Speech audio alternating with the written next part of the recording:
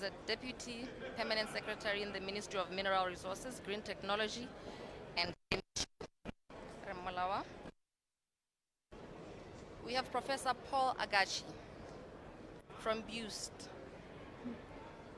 from the chemical engineer. He's a chemical engineering professor with the Botswana International University of Science and Technology.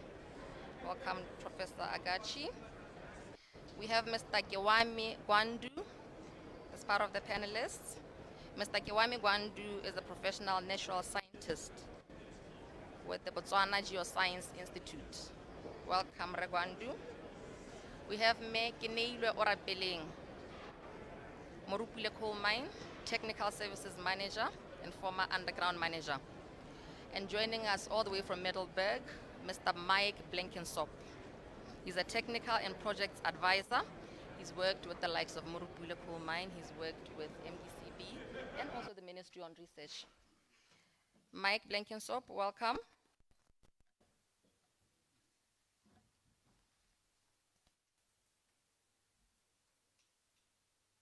I'll hand over to Lesego to start the conversation.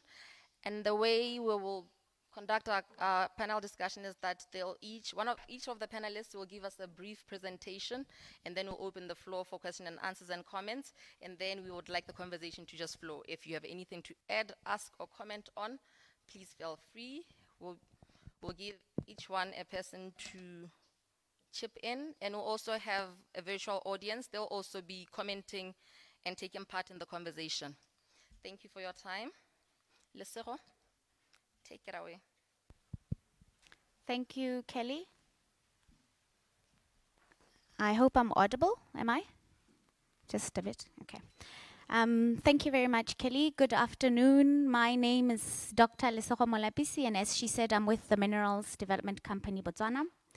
The topic for today is coal downstream beneficiation. So that is the So the topic for today is coal downstream beneficiation.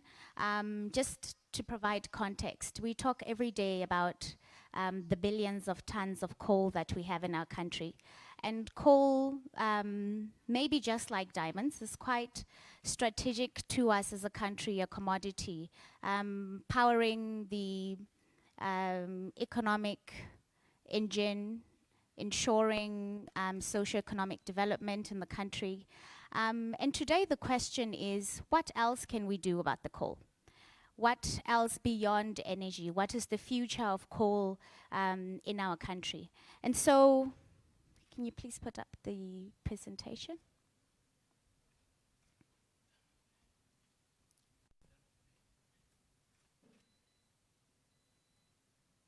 Okay. And so the question lies in what else happens when we are not talking about coal for power, coal for energy. The question that is asked a lot is the pressures that are coming from the Paris Agreement. Where do we look to? How else can we diversify our economy? What can coal do to contribute to expanding economic activity? What can coal do in job creation? How are we responding to carbon neutral economic growth pressures from the West? Can we say that the poor South or the lower South should be given an opportunity to industrialize the way that the advanced North has been able to do? What are our thoughts around that? What are we going to do about our coal? I'll ask our regulator and policy maker to tell us how he's going about that, how he's readying the country, and how he's creating an enabling environment. We'll also find out from the academic side what exactly they're doing, what processes they've been going through. We'll find out from the geoscience too, in terms of what exploration for coal looks like. Do we really have 212 billion tons of coal in the country? And then we'll find out also from Morupule Coal Mine today what they've been doing. They've been such a strategic asset to the country, where they're going and what their future plans looks like in terms of the transition of coal as a power commodity, coal as an export commodity, and coal as a beneficiating commodity. Thank you. So I'll just give this time to maybe start off with the first presentation. Maybe you can take the podium, Mr. Gwandru.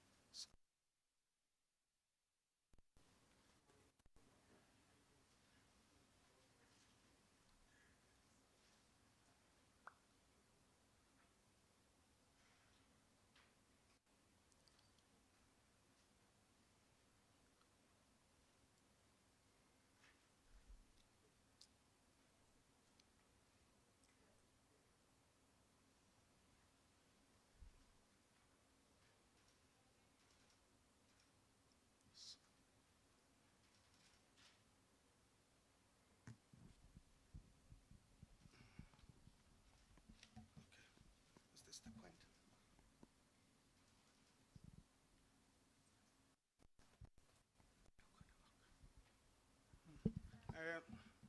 Afternoon, ladies and gentlemen. My name is Kiwami Gwandu. I work for Botswana Geoscience Institute. I work as an economic geologist. I'm currently working on a project trying to find how much coal we have in Botswana, and also trying to find out what type of coal we have here in our country. First, I'll start my presentation by giving the introduction. Botswana coal resource has been estimated to be 212 billion. The study was conducted in 1991 by Botswana Geological Survey. This coal resources, the 212 billion ton, it included the demonstrated coal resource and also the hypothetical and the speculative coal resources. So you'll find that in this vast resource, from the 212 billion, mostly the coal is undiscovered, which is the speculative and the hypothetical. From that value, the 212, the 45 billion ton is the one that is identified resources, which is measured, indicated, and inferred. Normally, when we report our resources, we concentrate only on the measured, indicated, and the inferred. The hypothetical and speculative, they're normally not reported as resources. So another study was also conducted in 2012 by BIUST. When they did their study, they realized that, the reports that they went through, they gave them 28 billion tons of identified coal resources. From these values, BGI has then decided to verify these values by conducting a study that I'm currently doing. So we're trying to find out how much coal we have in Botswana. So the study is currently ongoing. So next slide, please. So this map here shows our coal fields. We have various coal fields around the country. So our coal fields, they are found in the group called a Karoo Super Group. So Karoo Super Group is the one that hosts our coal here in Botswana. And in the Karoo Super Group, there's a subgroup called Eka. And you'll find that in this map, those coal fields, they follow the Eka group. That's where we find our coal in Botswana. So next slide, please. So here I'll show you the current situation in terms of exploration licenses. These are the current exploration licenses for coal and CBM. So there are about 58 licenses currently that are active. So you'll find that in the next slide, I was trying to compare from 2010 up to 2020, the trend or the number of licenses that were issued by Department of Mines. Next slide, please. You'll see that here, in 2010, we had about over 200 licenses, and they were like, they went up a little bit, but when we go to 2016, the licenses, they started, the number of licenses issued, they started going down. But you'll wonder why in 2020, we have only about 58 licenses. So there, I think you'll find that most of the licenses during 2020, they were removed because of people were not working or some were not complying or something.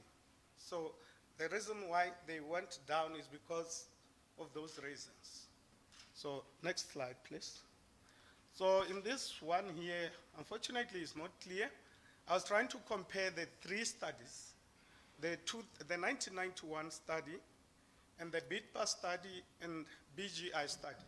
So you'll find that in red there, that's where when they did their resource estimation for the whole country, they included the undiscovered coal resources, which is around 160 something million tons, in which when you do your resource estimation, you are not supposed to add the undiscovered resources.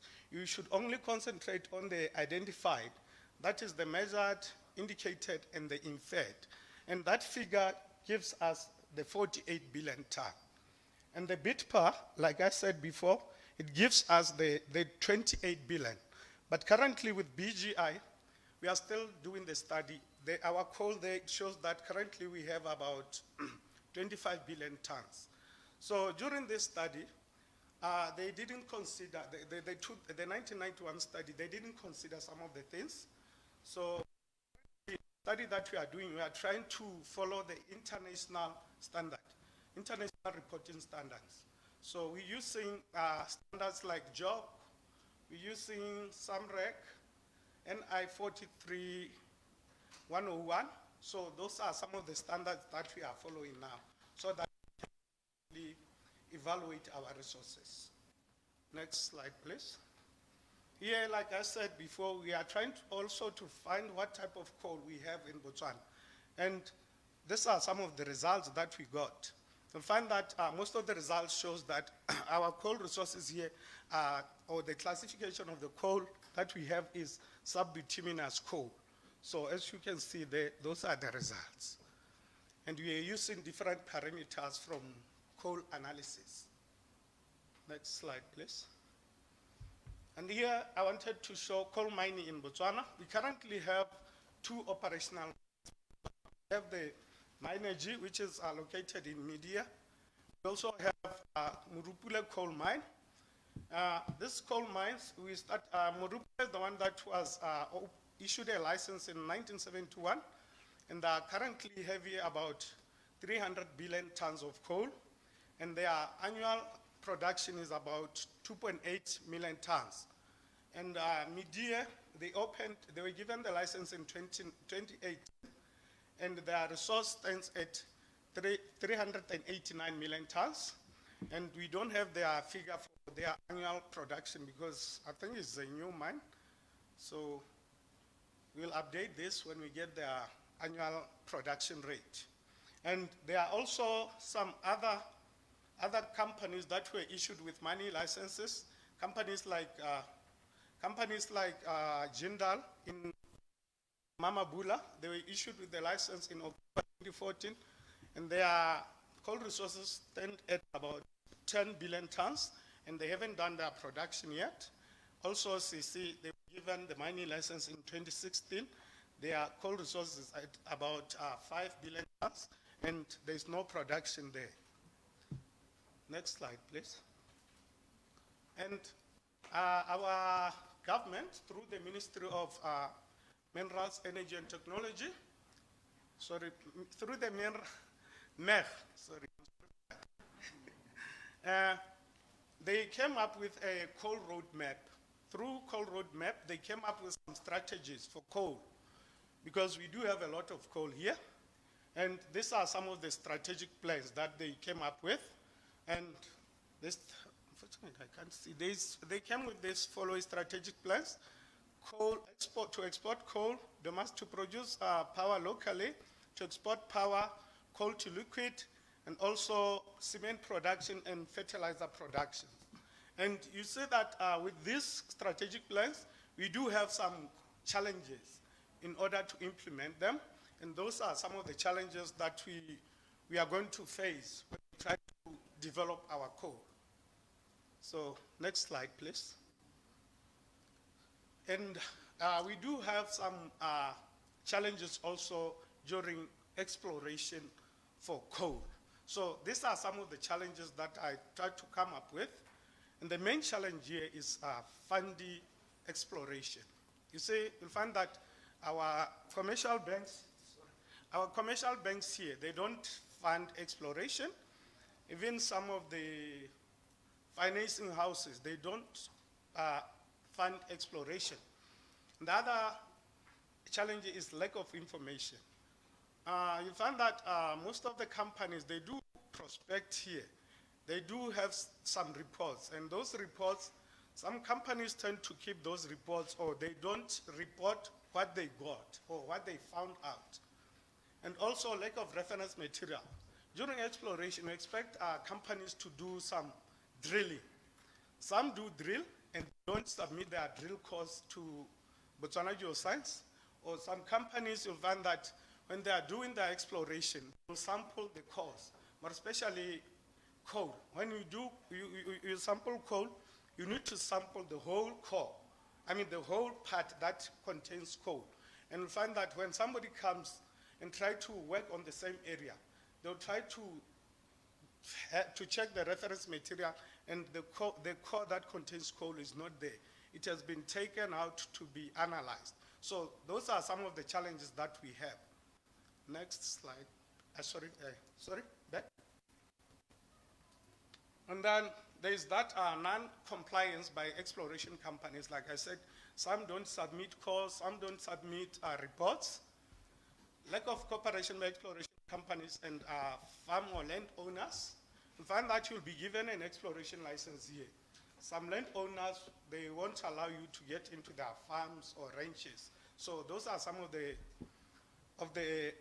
challenges that we find in exploration, and lack of professional regulatory bodies. So in Botswana, okay, we have the regulator, like Department of Mines is a regulator, but we don't have an independent body that does regulate geologists or consultancy companies. So, for example, in South Africa, for you to write exploration reports, you have to be regulated by a certain body. That there are guidelines that are supposed to guide you when writing those reports. Then lastly, lack of infrastructures.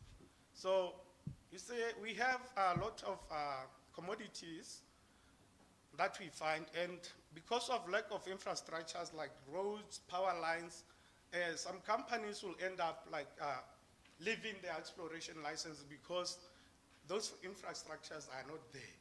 So those are some of the challenges that we have in exploration.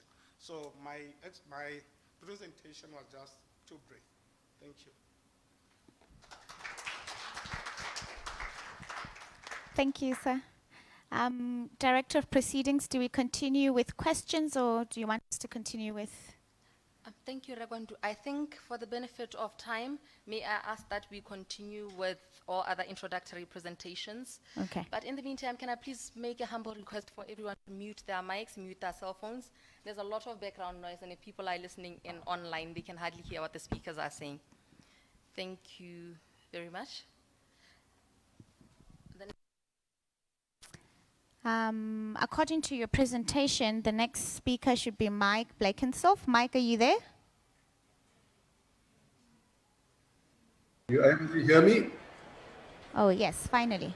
Hello, Mike. Hi, Zecho. Hi. Right. Okay. I am unfortunately not able to see the presentation, but I've got it in front of me, so I can talk to that, and I will just ask to go to the slides as we go. So what we're going to talk about is the current size of the market and the opportunity for Botswana. So if we could go to the first slide, please, which is the pie chart. So if one looks at where we are currently, the South African market is somewhere around 250 to 260 million tons, split between about 120 odd, this could be 115 of late for Eskom. There's 40 odd million tons going to Sasol. Somewhere between 72 and 78 million tons goes to export. And then we have a 25 to 28 million ton domestic market, which includes the metallurgical market as well. If one looks at, and the industrial and metallurgical market, next slide please, is an interesting one because albeit only 25 to 30 million tons, it is of much higher value than the other markets.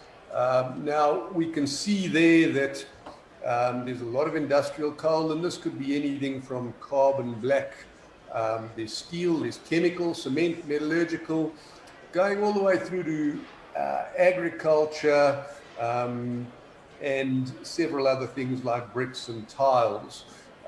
So it's a fairly diverse market. It's an active market with traders playing a role in the distribution network. But it's a very high value market compared to the others, including the international export markets. Next slide, please.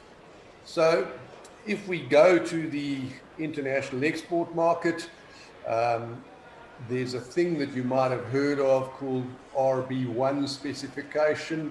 That's a 6,000 kcal product, typically around a 26 and a half megajoule on an air dry basis. That's the very best of the coal that goes out of South Africa. What we're seeing and what we've seen of late is that as South Africa's resources deplete, the quality of the coal going out of Richards Bay is going lower and lower. And what we're seeing is that the export market and the Eskom markets are competing with each other for the same coal. And if we look at the graph on the right put out by African source markets, what we're seeing going forward, the projection at 2025, a lot higher proportion of 4,500. Now that's about 22, 23 megajoule coal going out of Richards Bay. This is good for Botswana because Botswana is able to produce a higher spec coal if we want to play in that market from Botswana, and we should be able to attract premium price. Then we look at the Eskom market, and this is also, bear in mind, Eskom is now competing with export markets for the same coal. We don't need to worry about the two bottom bits. We need to focus on that top bit, the hatched bit and the yellow bit. The yellow bit is where the Eskom mines were not invested in and maintained. That production was lost. Eskom is committed to investing in those mines to try and get it back. It is the view of several of us in the economy that it is fairly easy to spend money, not so easy to bring that production back because the majors have left. And the majors have left with their project offices. So we expect about half of that yellow bit to get back, and then that other 20 million initial going to 40 to 50 million ton shortfall having to be made up on top of the yellow bit. So Eskom is facing a supply crunch. We suspect that it is before 2025. Some say you go out to 2030. Next slide, please. So what not many people are talking about is the national supply crunch coming in the South African market. And this is the ideal opportunity for Botswana to pounce. We're seeing that by 2025, there's going to be a 20-odd million ton shortfall net. 13 million of that is in the export market, the high-grade export market. By 2030, that supply deficit grows to a 50 million ton shortfall. Now, that is based on 2020 supply numbers. We're seeing at the moment there's a slight oversupply, predominantly because of COVID, but the rapid drop-off in production is because we're reaching end of life of mine in many cases. The majors are going, so there's a big gap to fill just in the standard coal market. This doesn't talk to all the opportunities of downstream processing, which this conference talks to. So the bottom line is that if we can get the mechanism to get this coal out of Botswana into the South African market, there is a massive opportunity of monetizing the Botswana resource.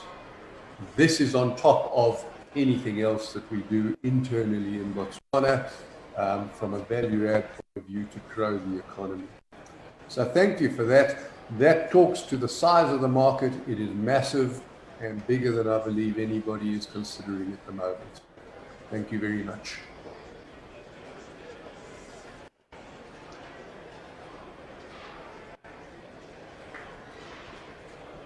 Thank you, Mike. Please stay on with us. I think Professor Agachi is it next?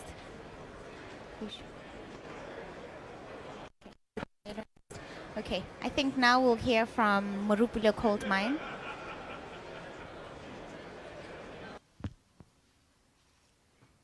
Okay, thank you, Lesafo. I'm Kenelo Rapelem from Morupule Coal Mine. What I'll be basically talking to you about is what Morupule Coal Mine is, where Morupule is from, and where it is going. Okay, Morupule Coal Mine started in 1973 as a strategic asset to the economy of Botswana, mainly to supply power, to supply coal to the Morupule power stations. But as Morupule Coal Mine grew, it increased its production, its way of mining, because in the olden days it was using conventional drilling. As it went to mechanized continuous mining methods. Go to the next. And we have heard the geoscience and Mike talking about the opportunities out there for coal. Morupule Coal Mine has resources which amounts to, and it has reserves which are around 141 million. And these 3 billion and 141 million resources look into different opportunities or different strategies to be able to utilize these resources or to beneficiate the resources to benefit the nation of Botswana, as well as other regional markets out there. And the coal in Morupule Coal Mine is quite very good when we compare it to the other coal specifications in the region. Of course, we know the best, but we're closer to the best. And the current market for the Morupule coal is on the power generation, both in Botswana and Namibia. And the good thing is, in Namibia, the power station is just right in the middle of the city, which shows that the coal is not that bad. It can be burned in the middle of the city and people are still surviving and able to live. And on the domestic side, we supply coal to the domestic market, both poultry farming, brick manufacturing, and the cement industry, as well as the metallurgical industries. And the roadmap, which is why we are here, when Morupule started, like I said, it was mainly to supply coal to the power station. And then as time goes by, Morupule grew from this small operation to a 2.8 million tons per annum operation. And that operation was supplying coal to the power station, as well as a regional export market, which is in South Africa, Zambia, and Zimbabwe. And at the current moment, Morupule is looking into expanding more into an open pit mine, which will be able to produce an extra 1.8 million tons on top of the 2.8, as well as 1.4 million tons of wash coal. And the wash coal will go also into the export market. And now what Morupule Coal Mine did is look into other options or other beneficiation alternatives which are there, so as to use the resource that it has. And the options that it looked at is desktop studies on coal to fertilizers, coal to gas, coal to char, and coal bricketing. The one which is at an advanced stage is coal to liquids, which Botswana Oil is also looking into, and Botswana Oil it's at an advanced stage of that research. And Morupule Coal Mine is looking into participating into those. This will help diversify the economy in the Morupule Coal Mine, as well as enable diversification of the beneficiation process. Not just looking into the current power generation, but looking at other options which are there, and which is the reason why we are here, to look at the other options, and what else can enable Morupule Coal Mine to be able to do all the studies that it has looked into, and what opportunities are there for us to be able to do it, what do we need, and how everyone else in this room can help make that dream come true. That's all that I had for MCM. Thank you.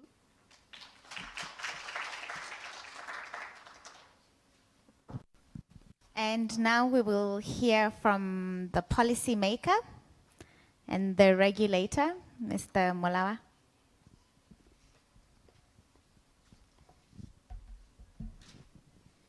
Can I take off the mask? I know some have mastered the tact of wearing the mask and glasses at the same time. Mine fog immediately. Honorable Minister, let me welcome you to today's session. The BITC chair, the CEO, and the colleagues here in the room. And let me also recognize my MCM acting chairman, Rema Tsidiso, as well in the room. Can I request that you put up the slides, please? I'll also try to speak in a more investment-friendly after these technocrats have spoken, or these geologists and mining engineers have spoken. Because I think for me today really is to showcase Botswana. And indeed, Botswana is a great investment destination when we talk about the mineral industry. We do portray ourselves with a very good governance in terms of how we implement our policies, how we implement our legislation, no duplication of laws, no inconsistencies, and it is very clear. And I have to also say that our laws are very clear in terms of what needs to be complied to. I know Re Gwandu did talk about the reduction in licenses. We are using a policy called use it or lose it. So it is very clear what we need to do. When you do what you need to do, you retain your license. When you don't comply clearly, then it moves on to somebody else. The reason why this law is set up like this is to ensure that we don't tie up the ground and crowd out those investors that really want to actually invest in our ground. And I also wish to say that one of the areas that we are looking at very actively coming out of the global survey, we do get global surveys annually who survey our competitiveness. One of the areas is essential availability of data. Our policy is such that once somebody have done the work and they have left the ground, we make the data available for the next person to use it so that they don't redo the work that have been previously done. So with our institute at BGI, we have started a project which is actually at an advanced stage for an integrated geoscience information system. The library is already complete. This library contains borehole information, where everywhere in the country it has been drilled. All the information that comes out of that borehole will be available to the investors. Geological reports as well are busy being uploaded. The system is also up and running, and it's just about to be switched on. I think what is really outstanding here is just to sort out the issues of data security. Once that is sorted, then the system will be up and running. The other area that we're working on, it's to improve our issues in terms of application of mining licenses. If one thing that we have learned from COVID is that obviously you will not be having many people flying into the country to do business. So we are introducing what we call a mining cadastral. It is currently at procurement stage. It will allow people to apply for mineral concessions from wherever they are in the world and submit reports from wherever they were in the world online, so that we don't get into situations where somebody has to put documents in the courier. So that is still at procurement stage. Once it is at advanced, we will obviously communicate with the public. Issues of logistics have been talked about before, and as government we are doing a lot of work in that space to try to improve it. As you are all aware, we have a project up in the north, the Zambezi or the Kazungula Bridge. That project is specifically also to facilitate the movement of bulk commodities up into the northern area. The coal, I know today we are talking about coal, but we are exporting a lot of salt also into that region. So definitely it will come handy, and it will ensure that it unlocks a lot of value for our mineral commodities. Can we move to the next slides, please? The next slides, I will not go too much into it because clearly my colleagues have spoken much about it. But all I needed to say is that our coal qualities are very good. I know the colleagues are very modest. By SADC standard, we are exceptionally good. They meet basically all, if not most, if not all, power station requirements and most of the applications. Hence the reason why Botswana has been supplying Namibia with coal for quite a while. We supplied it from MCM. It was supplied from Mineji in Masama nearby. It shows that if we are able to supply this coal from this power station from different coal resources, our resources are generally versatile and good. I think what I just needed to mention is that one of the key issues that are probably stranded is getting our coal to be stranded. It's mostly the offtake. Offtake in the sense that generally most of the thermal coals are used for power station. And Mike did indicate very well that the opportunities are emerging in South Africa. I think the challenge or the areas that the ministry and my minister were working hard around is to unlock that at political level. Up in February, we're in Cape Town, and part of the reason why we're in Cape Town is to also have the bilateral meetings with the minister that side, so that you can constantly talk about these things and agree and oil the machinery, so that when the private sector comes, now the railway line or the area is already smooth for transaction. And I know some of our players here, when they brief us, they are participating in tenders across the border. So because it's a tendering process, yes, they might win, they might not win, but they are putting their names in the bucket so that they are looked at. And I also need to mention that, yes, coal does come with challenges from pressure groups, and it's really for us as an industry to mitigate around that. As a country, we are saying that we are going to continue to use coal and use coal responsibly. There are clean coal technologies that needs to be applied to make sure that our power station, as they generate power in a much cleaner and safer way. And of course, we are engaging other countries around and even other financial institutions to ensure that we provide that environment where there's comfort. Next slide, please. This is just to give you a snapshot of what we are cooking in terms of the policy pot. Our mineral policy is currently sitting in Parliament. One will ask why now. Yes, we have been having it, but not quite in your white paper sort of format. So we have now put it up in black and white so that anybody everywhere in the world who wants to know what we are up to in Botswana is out there and is in black and white. So we hope that we'll be able to compete for a slot in Parliament. I know it's hectic out there. We will compete for a slot and we'll find it to get it through. But if not, the next session will still be lobbying. It basically will give us, or it provides for really a blueprint in terms of what it is that we intend to do in terms of how we diversify. I think the thrust or the key highlights to that is really the drive into beneficiation, the drive into making sure that as and when this invasive or other substitute are coming, how do we ensure that we protect our mineral resources to ensure that our economy is not really affected, and to ensure that other people also participate in emerging opportunities. Mines and Minerals Act is also being up there. The key one is also to ensure that the minerals in Botswana are beneficiated.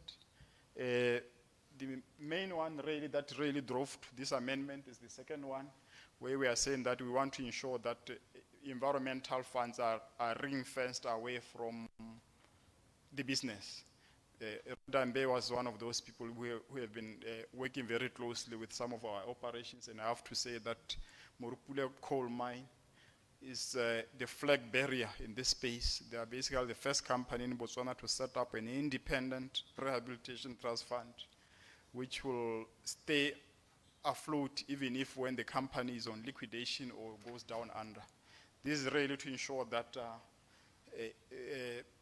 we don't run into situations where government now have to come and clean up behind where the mines are. Citizen empowerment, we need to ensure that we are trying to, the current law provides for certain provisions, but they are not strong enough. But we need to ensure that citizens are really, or citizen companies are really given the opportunity to participate into that space, particularly in the services sector, so that they can grow. The last one, I didn't want to talk too much about it. Somebody who was preparing or who I have asked to change, that obviously,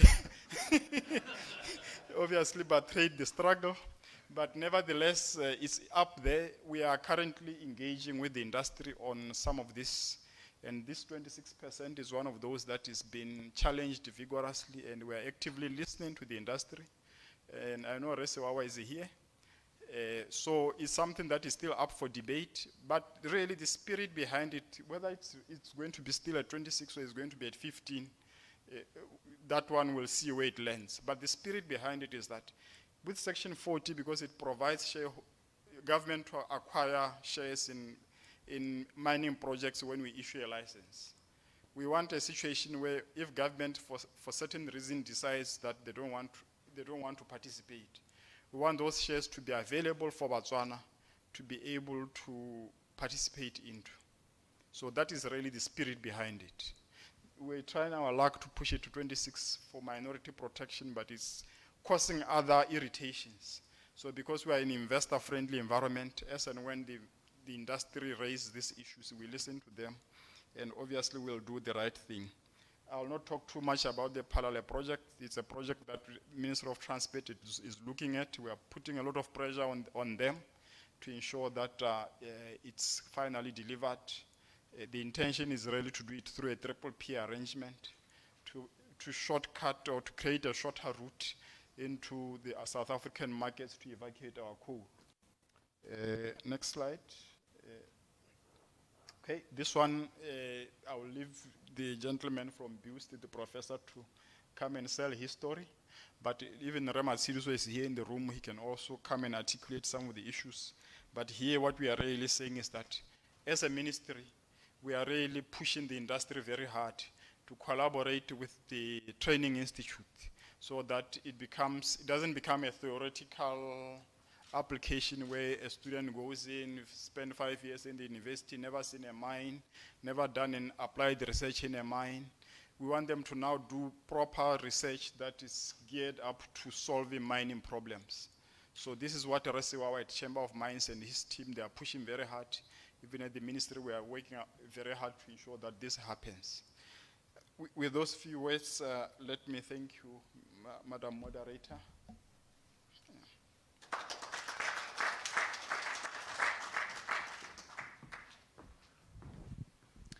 Thank you, DPS. Hello, Mr. Gachi.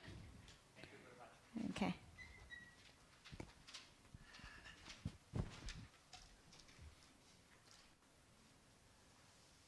Ladies and gentlemen, I thank very much Morupule Coal Mine for inviting me here. I'm Romanian, and I'm coming from a country with a very, very, very long tradition in chemical processing. I have to tell you that Romania had the first refinery in the world in 1856. We have a very developed carbochemical industry starting from coal. Whatever you can produce from oil, you can produce from coal. So, when I came here, when it was offered the position, I was saying to me, oh, this is an excellent opportunity because these people are thinking to develop an industry which is able to process their treasures. You have lots of treasures. I don't speak about diamonds. I'm speaking about salt. I'm speaking about other metals. I'm speaking about coal, mainly about coal. So, please, how are we? How can I advance or? Okay. So usually in BIUST, we are trying to process the coal. Not only the coal, we are trying to process other things, other biomaterials, but especially coal. We are very much focused on coal because I spoke several years ago with Mr. Paya, and he convinced me about this fact. You have a treasure in this country. Wherever you dig, you find coal. Recently, there were discovered huge reserves of methane gas. What does it mean? Coal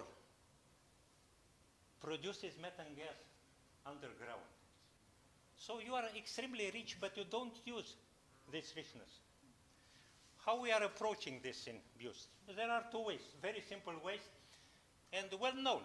We don't discover new things now. Pyrolysis and gasification. So we are processing the coals. We are speaking about pyrolysis at the beginning. And from pyrolysis, we are targeting to obtain mainly petrol, to obtain liquid fuel, to obtain char, activated carbon, and I'm going to tell you where we are using the char. We can use the char. And we are going to obtain tar, bitumen for asphalting the roads. If you don't, please, do you think you have a decent network of roads? And we can produce, from coal, we can produce the bitumen here. Yeah, and but of course, we have to do a lot of research for that. Look at the scheme. It's very simple. Tar, fuel gas. I'm going to speak later about that. I'm so sorry, Professor. I think you have to speak into the mic. Is that what you're trying to communicate? Okay, I have to speak. Okay. I think you can take mine. Yeah, okay. I'm a very dynamic. And lovely. When I'm teaching, I'm moving around. Excellent. Yeah. Okay. It's dead.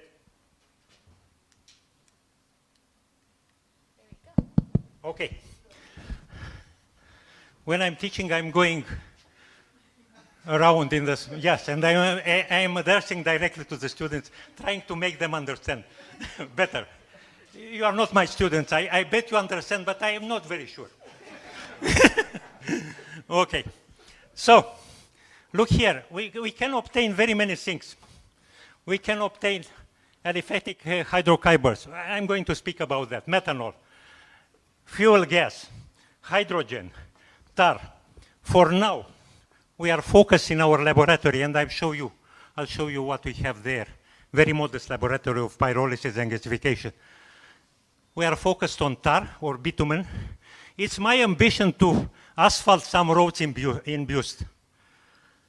And we are collaborating with our colleagues from civil engineering for that, and to obtain petroleum. And we can obtain activated carbon. You know, this activated carbon is extremely important, and we don't use it. We can use, for example, at retaining the water in the soil.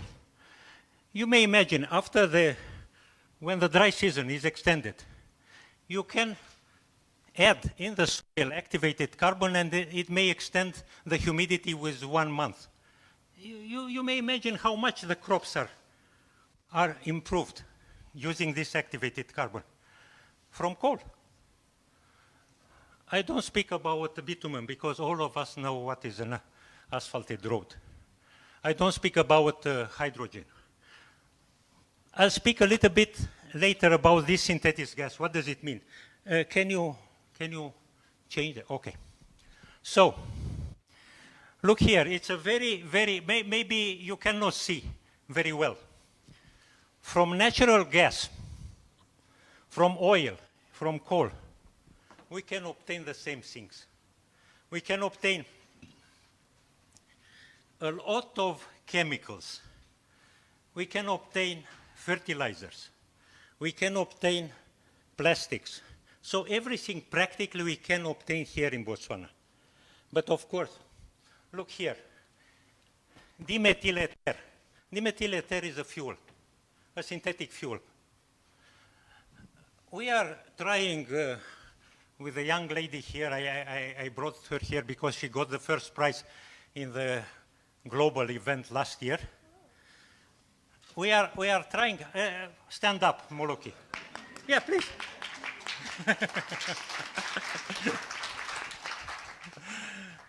We are trying through her researches to make a proof of concept plant of producing in a small village electricity with a load of coal.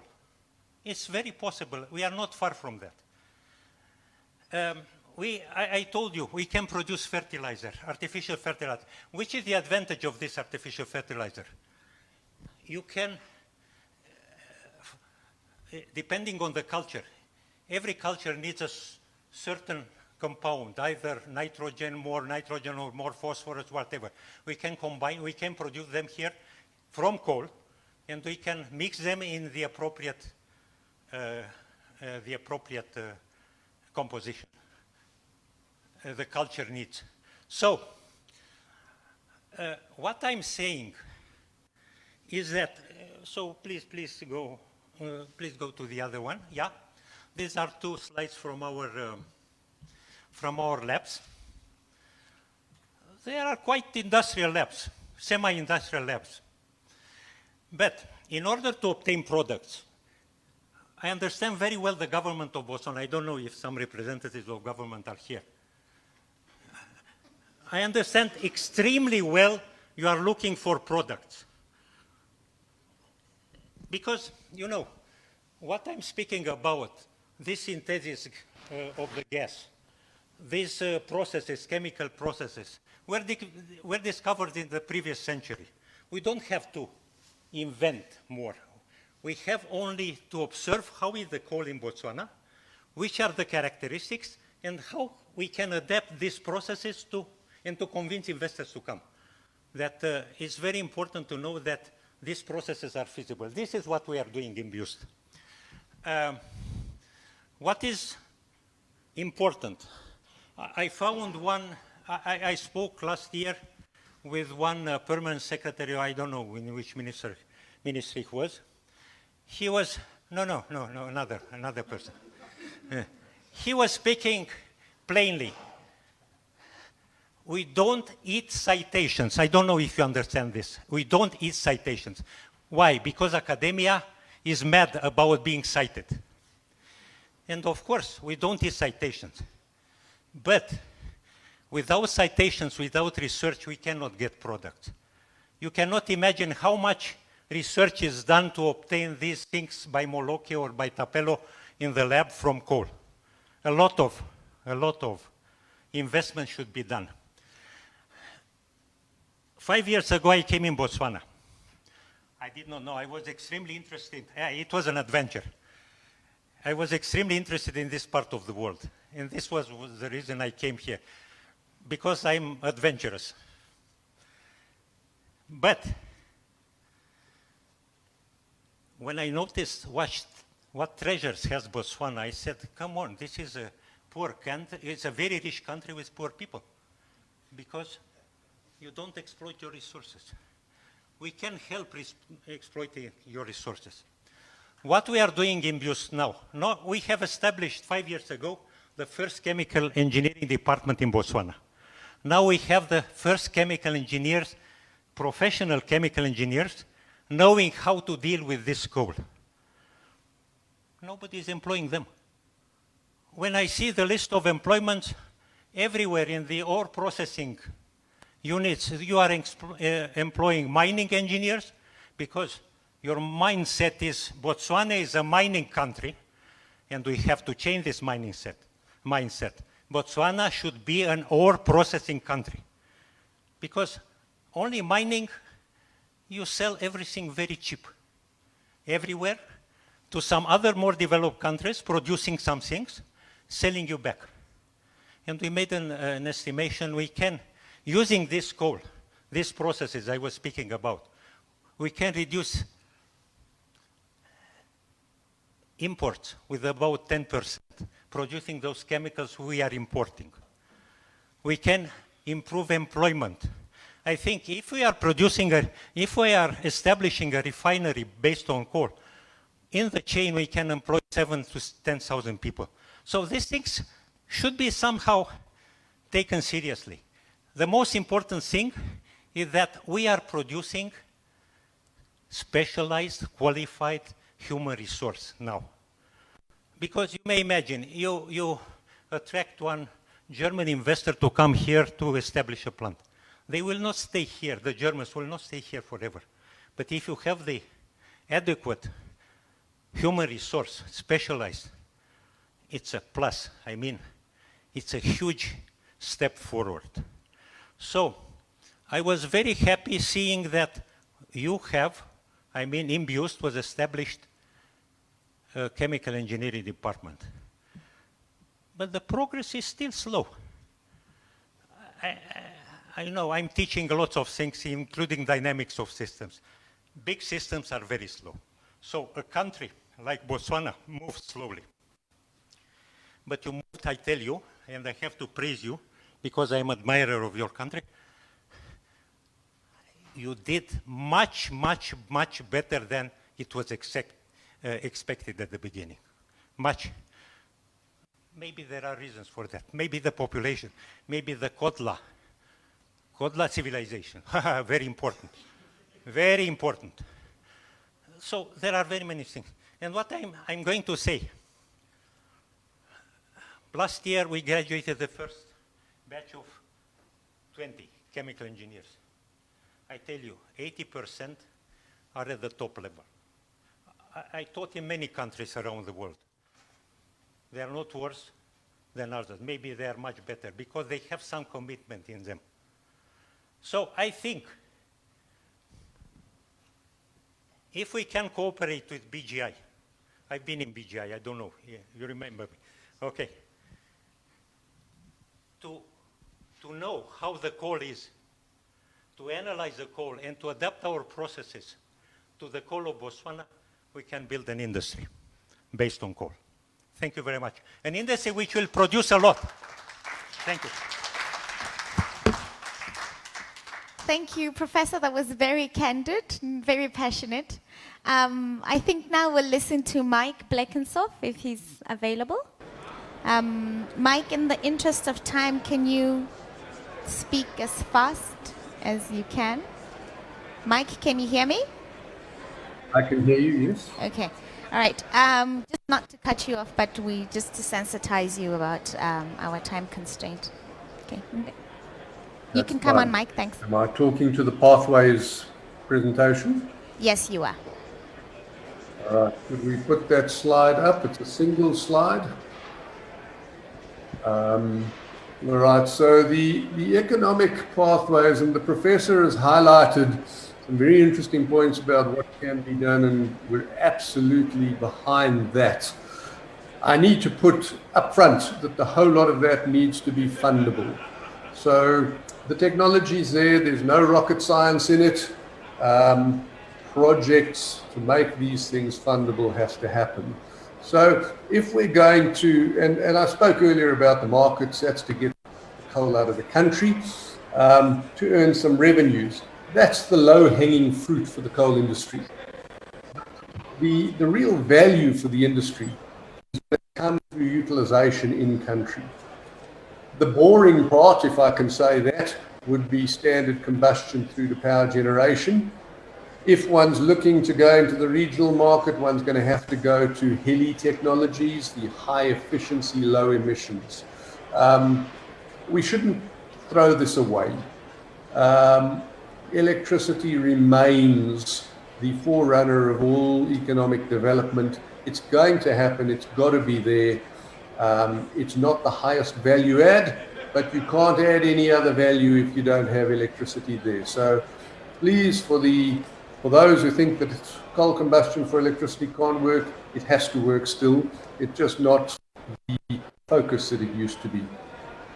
As the professor has said, a lot of value sits in the gasification side, and one can go to power, but that's a bit of a waste. Work that's been done in South Africa when we talk underground coal gasification to power generation, when we did the numbers, we crunched the numbers from an investment perspective, the value add difference was somewhere around a factor of 10 to 1 if one went to chemicals. There is some interesting options there to do switching between power and chemicals, and that actually provides a really interesting business case. One can then go through the either through CBM, coal bed methane, which gives us pretty much pure methane, into a variety of chemical pathways. One, again, if you're not very ambitious about it, go into a gas turbine. If one is far more ambitious and business savvy about it, then we go into chemicals. I've circled here in the dotted red line ammonia, because this is a very interesting pathway to both things like fertilizers, but it's the best storer that we know at this point of hydrogen for application in the hydrogen economy. I think the professor has spoken at length already about coal to liquids or coal through gas to liquids and or chemicals. I think project management aside, we see that the very recent commissioning of the Sasol plant, it actually happened this week, it's fully commissioned in Lake Charles. Outside of the losses experienced by Sasol because of poor project management, the Lake Charles project has fantastic value, and there's no reason why a similar type of project couldn't and shouldn't happen in Botswana. Some of the issues around that, one would need to get decent offtake agreements, whether it's for fuel or for chemicals. Botswana could very well empower itself through policy by simply buying up all of the local fuel requirement through a chemical fuel process. That in a way would help fund it. Then we go down to metallurgical. I don't think this is a major player in Botswana because there's not a heck of a lot of met coal around.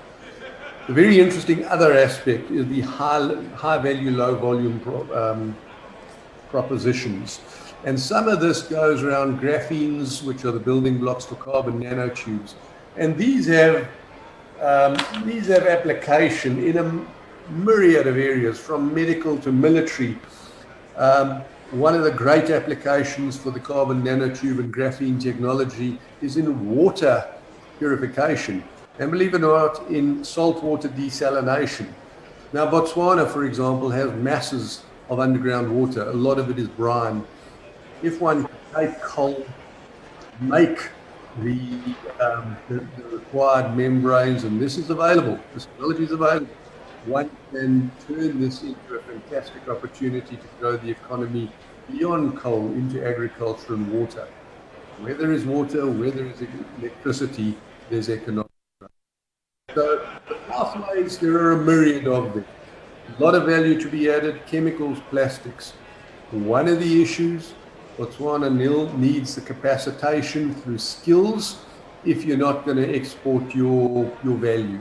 So the BIUST Mining Center talks to this. I would encourage it to go even further, that instead of sticking to mining, this becomes a multidisciplinary approach, which brings in the engineering side, brings in the chemical side, has technology radars all over the place for whatever you got, because that is where real value will get created.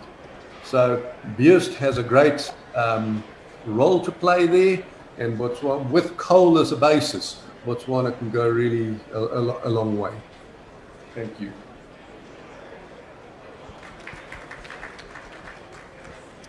Thank you very much, Mike. I had wanted just after Professor Agachi to call upon Dr. Matsidiso. Is he here? Dr. Matsidiso, could you please tell us about the mining center you have at the university? That sounds very exciting. What you are up to and what you plan on doing in the future. Should I do it from here or should I go up to the podium? Come up to the podium if you wish.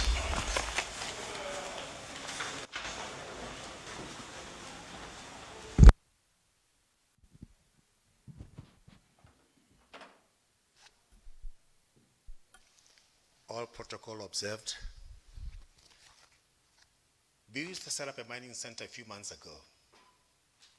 And the reason for setting up the mining center was to complement what is already being offered.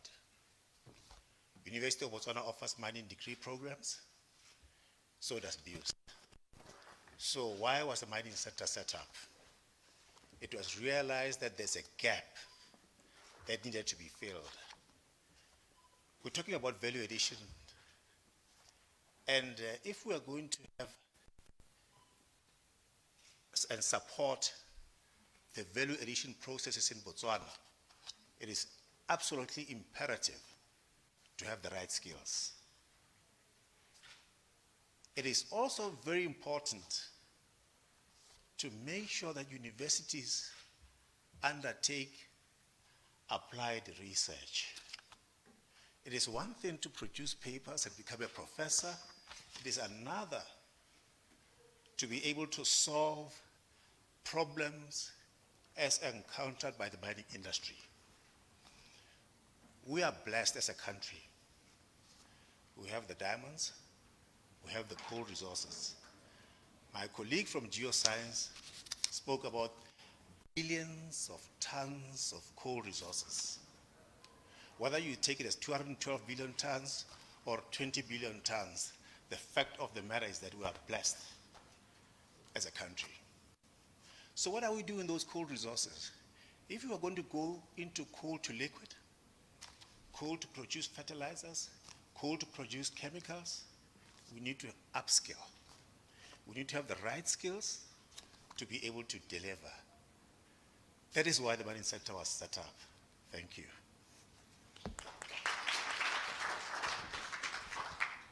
Thank you, Dr. Matsidiso. I think I quite agree with the need for upscaling and contributing to that knowledge economy. So we're going to start off with our questions for today. Because in the interest of time, I'll just have a few questions, maybe a bit more for the regulator. But I'll have a few questions and then we can open it up to the floor and whoever's attending online. So my first question is to you, Mr. Gwandu. I hope I got your name right today. Okay. You have been talking about the lack of regulation, and you were talking about it as an impediment into the exploration field, basically. So one of the other things you mentioned was also the lack of funding. So I'm seeing in other countries, they are listing in the stock exchange. They're using crowd pulling mechanisms. They're being innovative in the way that they are trying to create financing for exploration. What is the problem in Botswana? Why are we not seeing creative ways of making money? Why are we seeing possibly poor exploration financing in the country?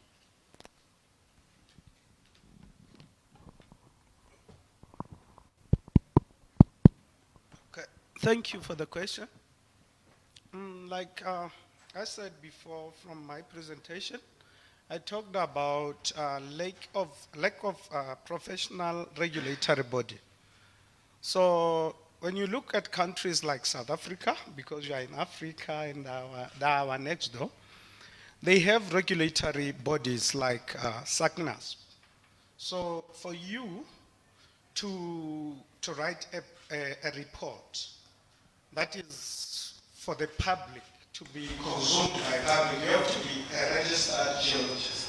But in our country, that is not the case.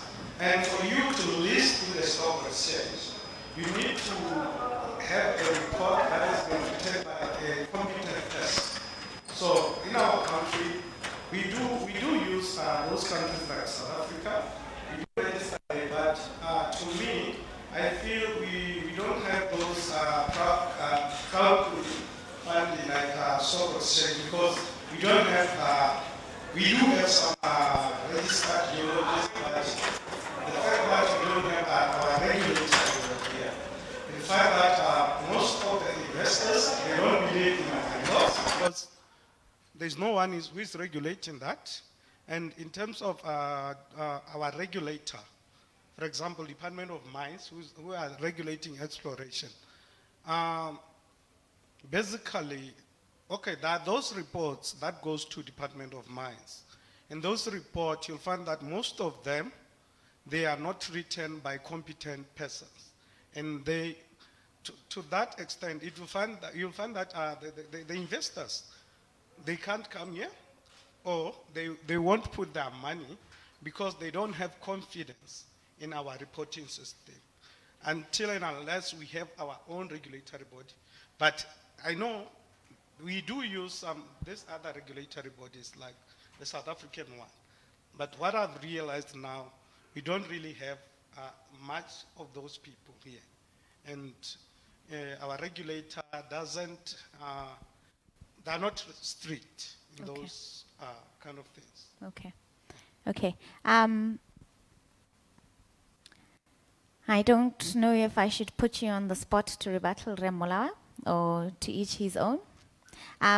Also, if there's anybody listening or in the audience, or anybody listening in virtually that is in the exploration business, and they want to add on to what Mr. Gwandu has just alluded to in terms of seeking financing, in terms of not being so able to create a GoFundMe account, for example, to try and crowd pool, and so I think this is some of the things that we need to talk about. We understand that we have so much coal, we're probably top 3 in the world if it's so true. Then why are we so underfinanced in the exploration space? Thank you. My next question. Can you perhaps comment, moderator? Yes, sir. Yes. Can I go ahead? Thank you very much. And without taking anything from what Ray Gandu was saying, if you look at where the world is going, we are a global village, you see. And as professionals, you would find that some of us were trained not in Botswana, including geologists. And we do have professional reports and competent persons reports like your NI 43101, your South African standards. When it comes to quality, when it comes to environmental, we've got the ISO standards, whether it's 9001, 45001, 18001, 14001. We've got all these various standards because we believe that the world as a global village, whichever standard is recognized everywhere, then people must actually use that standard. We are taking a bit of time, yes, to maybe set up standards or regulatory bodies in Botswana. You'll understand that BOPS also came a little bit late to set up our own standards in Botswana. But before then, we were relying on the standards like your SABSs and things like that. So all I'm saying is that it is not all lost when we don't have a standard in Botswana. What we need to be driving at is that, are we using a standard that can be recognized worldwide. So this is where we are. That is why we are now starting to see things like the engineering, the ERBs. We are starting to see all the other regulatory bodies there. Issue is, let's get to the right standards, to the right competencies, so that we can compete with each and every one of us in the whole world. And therefore, then people are still not going to be saying, that's a Botswana standard. We want a Canadian, we want an Australian. So this is where the dilemma or the dichotomy is. So, but I do hear where you are coming from, and I want to allay your fears that these things are looked at. If you look at a lot of the prospecting companies that are coming through, because they also believe in what you were saying, they would rather have a competent person elsewhere so that they could attract investment easier. And I believe it is all to do with the internationalization of these reports. That's what I wanted to comment on. And maybe perhaps so that I don't talk too much, can I just throw what I wanted to throw, and then I'll keep quiet? And Prof Agachi gave a good presentation. Obviously, the likes of pyrolysis or gasification, as you call it, you know, these are all coming from carbon, which is the parent of all these coals or whichever byproduct that you're talking about. So essentially, we could actually get a lot more byproducts. I know for one that from either tires or coal, you can get about 19 byproducts already. My challenge that I want to put to our universities, especially noting that some of the universities that I went through, they were actually commercializing their experiments, their projects, their research, their innovation. In fact, I look too much to universities or institutions of higher learning because they also look to the industry for funding their research. So now I'm saying there's then a step that we need to take to assist regulators, to assist governments, which is now move from the lab into the commercial space. And we've seen it happening on the medical field, where they move from the lab into commercializing the vaccines or the pills that they do. So I want to see those beautiful things from your research labs now becoming commercialized. It will even fund further research in the university, but also find employment of these young engineers, which are knowledge workers, so that they can assist the government not just to churn out products, but also to diversify the economy, as you alluded to. I believe this is the missing link, whereby we need to now get into the commercial space and make sure that our research workers can now commercialize output from their labs. Thank you, Moderator. Thank you, Honorable Minister. May I say something? Okay. We cannot ask us to commercialize. We are good for doing. Some others are selling. This is a problem. You have to find the missing. Yeah, this is it, to help us. That's all. Okay. Yes.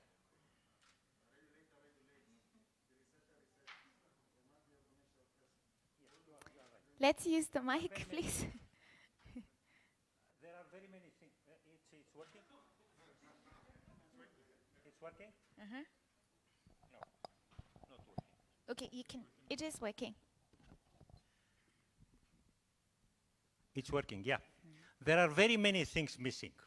I tell you, if you don't jump from the stage, you know, I told you I'm an admirer of Botswana. They did extremely well. They jumped in only 50 years from 90% illiteracy to only 5% illiteracy. It's something exceptional. But still the government of Botswana does not understand that going to there, everybody is speaking about the fourth revolution. We are not even in the second revolution, industrial revolution. Because if the government of Botswana does not understand to invest a lot in people, you know that, maybe you know, or maybe you don't know. Government of Botswana doesn't support postgraduate studies. They are obliged to, like my students here, they are teaching assistant, loading all their time with teaching in order to get some money to survive in their PhD program. You cannot get the results like that. Other countries are offering scholarships of thousands of dollars per month for a PhD student. And that's why they are going to America or Australia. I think it's another paradigm in which the government should think. No open competitions except BIF competitions, but are very restricted. I'm very happy that we got, this lady got a BIF fund grant. Another colleague of mine, another PhD, another one. It's a huge progress, but it's not enough. Invest in research, although we don't eat citations, and invest in people. It's very important. And I tell you, the human resource here is very, very good. Very good. Okay, okay. Just in the interest of time, I don't mean to cut you. Okay, it's okay. Okay. All right, Professor. As you were talking, I thought maybe to challenge maybe the industry, maybe not just the ministry or the government.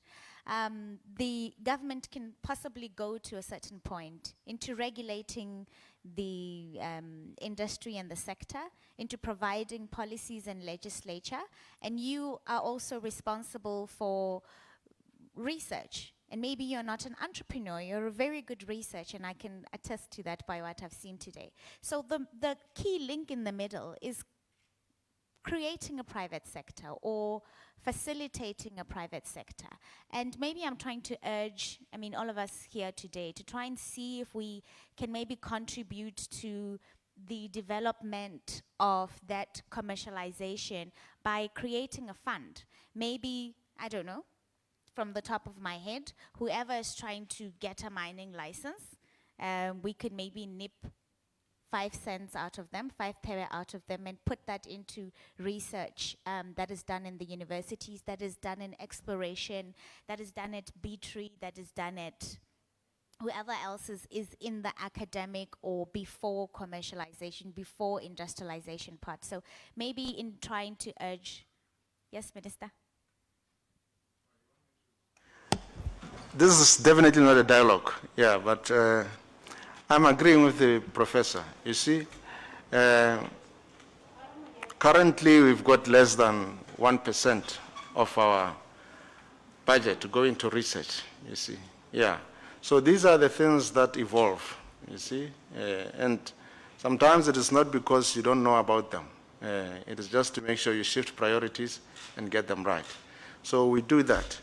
But what we are saying is that we've got very good research people, we can have very good policies, but we also need this link, like you're saying, whether it's entrepreneurs, whether it's innovators, whether it's what, so that we can close that gap. Now they get our results and then commercialize them. Yeah, I've seen universities like my previous University of Leeds, whereby there was a lot of research and innovation, and then it was farmed on to other people, and then they actually made business out of it, which then assisted the university with further research, but also assisting the economy of the local area where it was happening. So we very much agree to this, and you would understand that there's a way towards achieving all of these things. What we need to do is just to catapult the speed at which we operate. So that, and I'm glad because we've got business people here who then look into these results and then take them to the next level.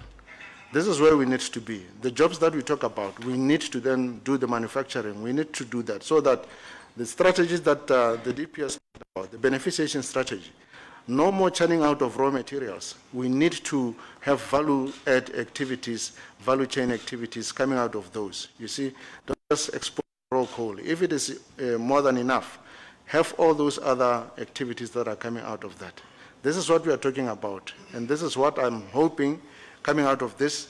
We will then have to share this information and create that vehicle that will then take us to the commercial stage. I thank you. Thank you, Minister. I think we are in agreement, Professor? Okay, all right.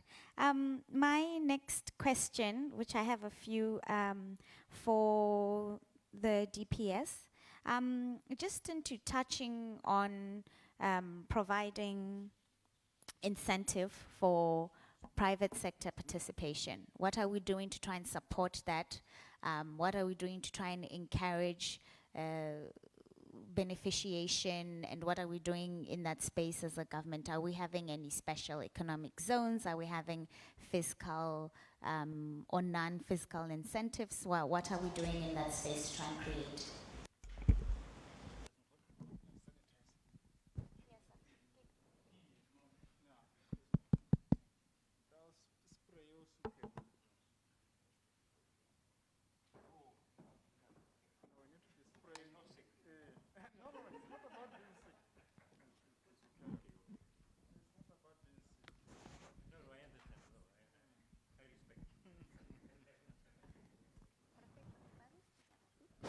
Thank you. Thank you, moderator. Thank you. The strategies we have on, or the incentives that are already built into the system is that we, under our Income Tax Act, we do have a development order. And some of the initiatives that we did in the earlier years, I think it was around 2008, 2006, thereabout. We influenced the amendment of that development order to include, I don't know whether I'm audible enough. We influenced the amendment of that to include beneficiation facilities to actually benefit from those incentives. Basically, any processes that is classified as downstream processing, either a smelter, a refinery, cutting and polishing factory, anything. It benefits from that development order. But then the interesting thing about that is that then obviously we'll have to assess it on a case by case to say, yes, the amount of investment that you are coming in qualifies for you maybe to give you a tax holiday, give you this and that. So those things are there. It's really about what is being put in the table, how we assess it, and what does it do? Does it give us employment? How much FDI does it do? BITC says that they also come into the picture when we talk about the special economic zones, structure that investment to ensure that at least there is a certainty in terms of what the investors is there to get. One of the issues, particularly for mining, where when I'm saying our mining law stands out quite well, is that we have ensured that, first of all investments that you invest in that particular mining project, all the way from exploration to mining, you are going to recoup all that capital investment before you can start paying tax. So effectively, you pay yourself first before you start paying government. So those are some of the areas, of course, that we flag or we see to be supportive. And our tax rate is fairly low compared to everybody else. And what we have done as well to ensure that as and when a project becomes very exciting, we are not tempted to start forcing like what we see in other places, which I will not mention names, where people will come and say, no, we don't agree with this mining contract, we are terminating it with so and so and so. What we have done is that we have built our tax law such that it provides it's a variable income tax. So as and when your profitability shoots out of the window, like there will be a boom year like what we had in 2007, 2006, it it was so boomish that even in the nickel industry, people were raking money. But when you are exposed to this variable income tax, the tax rate automatically adjusts to a point where you can easily pay even up to 40. I know some company was paying close to 44%, which is exposed to this sort of tax rate. So it basically allows government to share the windfall as and when there's a windfall in the project, and allow the company to survive when it's in trouble. And our Mines and Minerals Act does provide for government to defer certain payments, particularly royalties, defer them to allow the company to come out of the woods. And when they've come out of the woods, then we can discuss how they can get back government. So essentially, those are some of the instruments that are available that we trigger as and when other scenarios occur. Thank you. Thank you very much. Just to take my last but one question, my key takeaway from the MCM presentation was the sort of the evolution or the transition of MCM being there to provide coal for energy, and then MCM coal for export, and then MCM coal for blue sky, for beneficiation. How do you think, what can you tell us about the new business development you're having in that space, and how is that transitioning coming on from exporting, for now at least, to beneficiation? Do you have any plans in the future, and are you active in anything at the moment?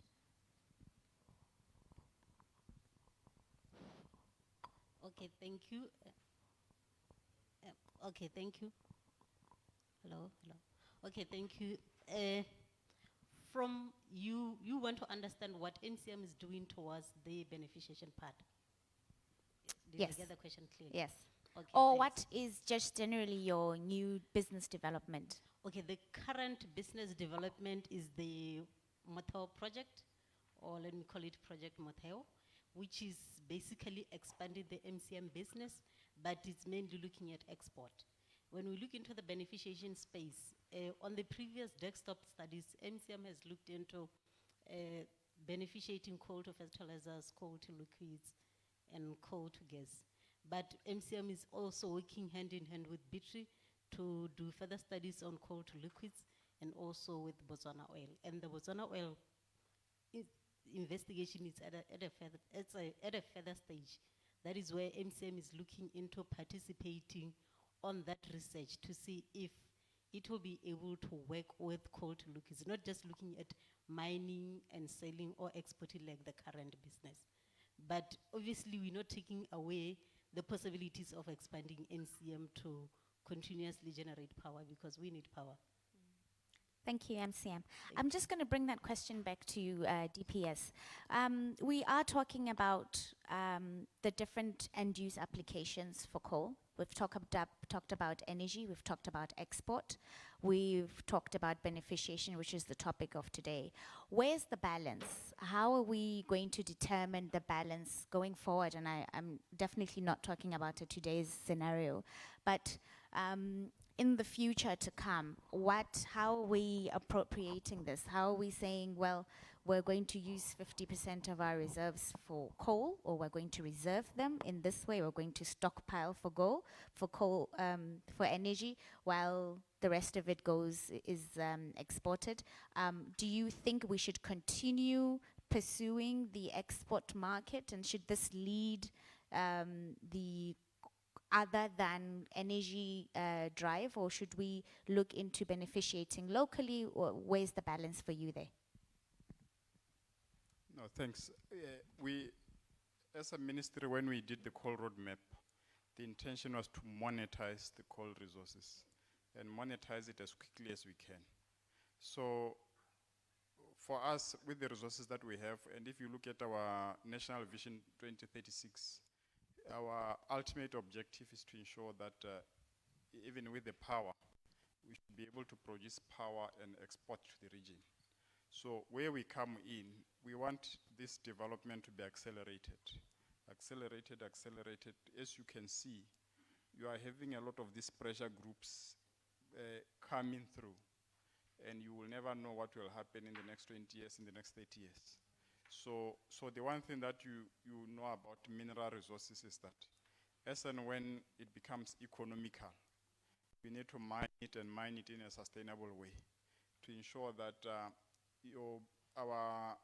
our kids or the future generations do benefit from the investments that we will have made utilizing the resources that we have on the ground. So I know I put something in the act there where we have actually indicated that local supply must be met first before exports are done. You'll forgive me, some of these things tend to come at a time when you really least expect it. And it's my PS.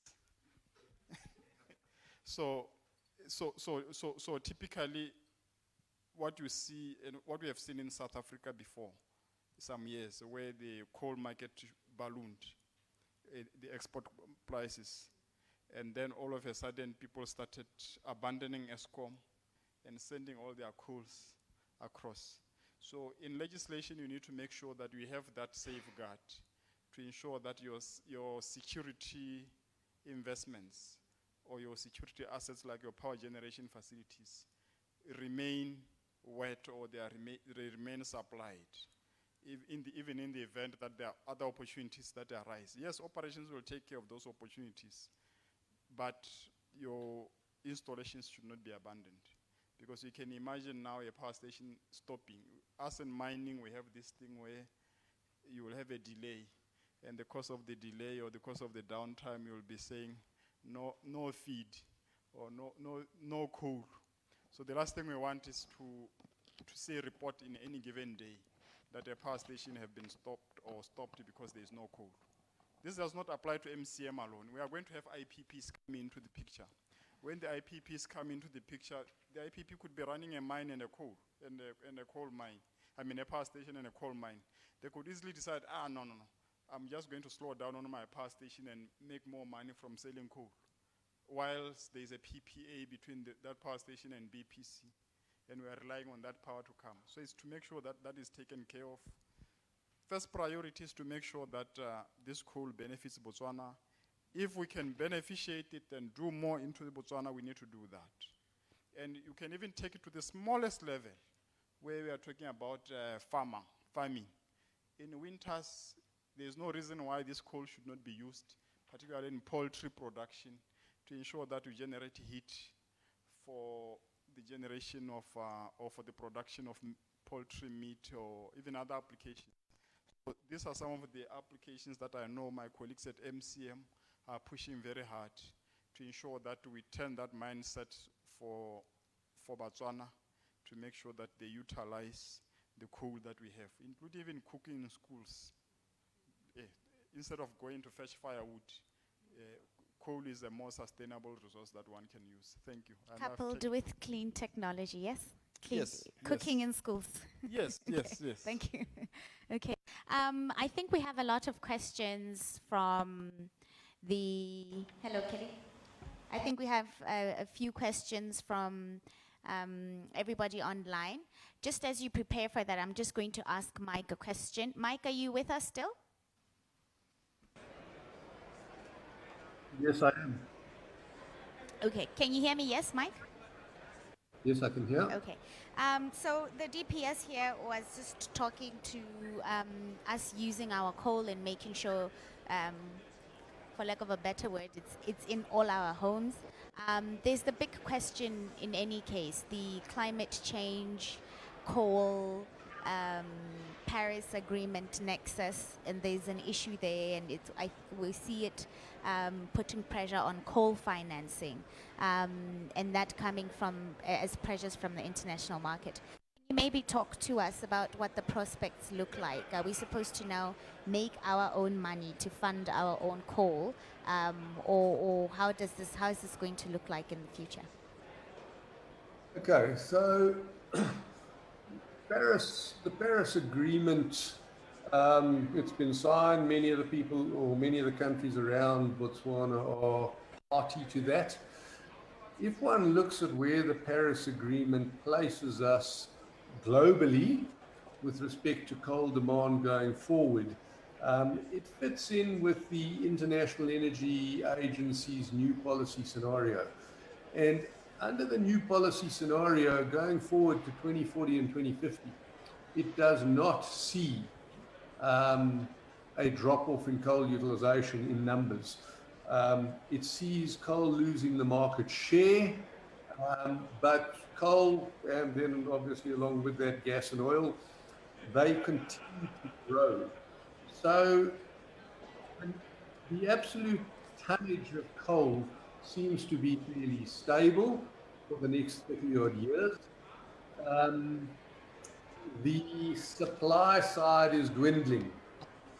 That's where Botswana has this opportunity to climb into the market. Now, Botswana's got so much coal that it doesn't need to choose between an export market, a South African market, and a beneficiation market. It's got enough coal to see itself through in all three of those for 100 and something years. So these are not mutually exclusive routes. They've got to, if you want to monetize it, you're more likely to see a time limit placed on it by agreements which go beyond Paris to cut emissions than you are to see the resource wearing out. If we get to a point where the resource, we're not going to get the full benefit out of the resource because coal is considered to be a dirty product, then the options are to start beneficiating down 2 or 3 levels. Mines might need to start taking on circular economies, implication being that anybody who wants to invest in coal takes on 2 or 3 steps down the production chain.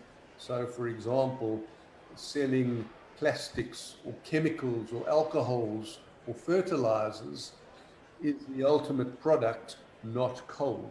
So that investment scenario is real.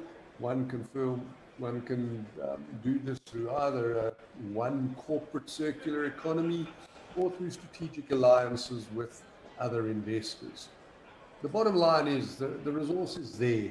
I think we tend to complicate why it hasn't been used to date, simply because there wasn't a market for it. While everybody else has got coal and is sending it out, and Botswana is landlocked and doesn't have the logistic network, it's an attractive investment opportunity. As other suppliers around the world drop down because of cost constraints, ends of life of mine, suddenly these landlocked countries become quite attractive. Money will follow the market, and so long as we can evacuate the coal, investment isn't a problem if money can be made out of it. The facilitation of things like logistics is important, but even that can be worked around through private investment. So the issue is the market has only really just opened up for Botswana, and I see a 20, 30-year window where you can make hay while the sun shines. Then you'll have to start getting heavy investment into technology to replace those export-like markets. Thank you, Mike. Thank you. Just a question for you, sir. Sorry, I just want to ask, if I may ask 2 questions.